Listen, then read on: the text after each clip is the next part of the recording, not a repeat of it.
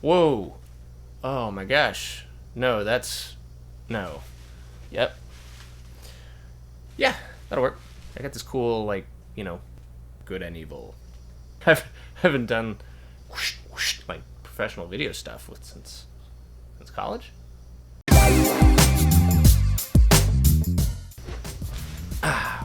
What's up?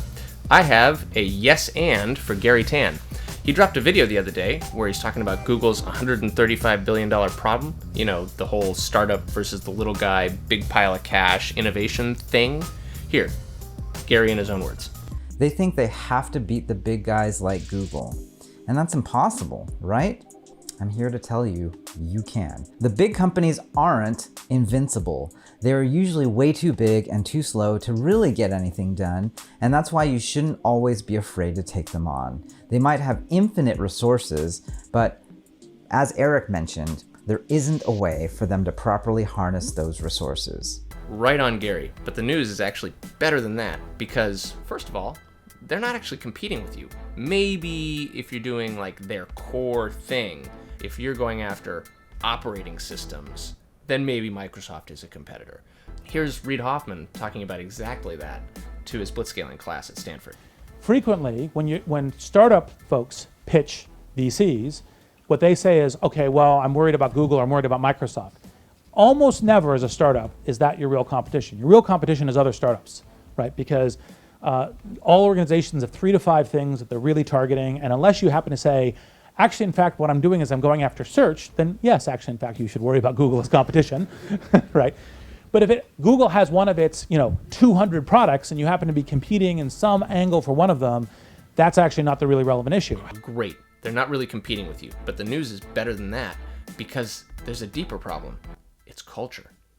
Most big companies are not chock full of people who are dying to get to the next innovation, who are pushing the boundaries on everything in their department. They're people who've found a level of equilibrium with the inertia and the culture and the TPS reports in the organization, right? That kind of environment is stifling often to the creative mind that you're going to recruit, that you find in your startup world. All of these companies have gotten to be big companies by doing something successful over time, right? And there's a way that they do it, and there's a way that they look at their product and their industry and how they go about their business.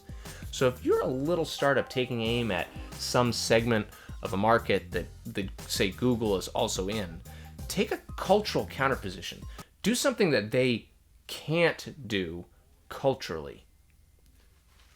Let's take an example. Spacex took a look at the whole industry and said, we know this is about safety, but we're going to compete on speed and price.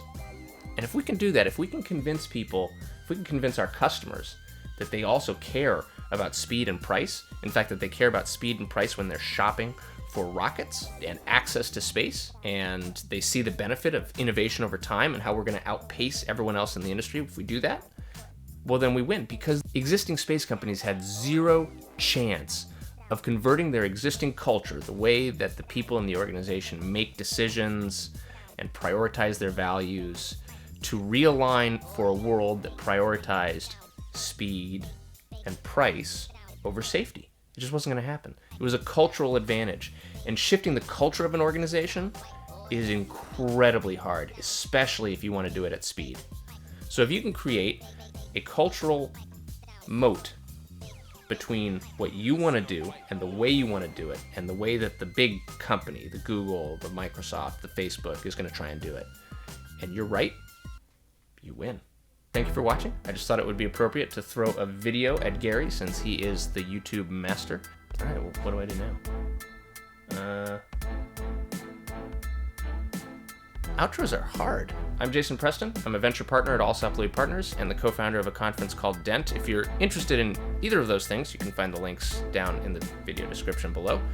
And I'll see you next time.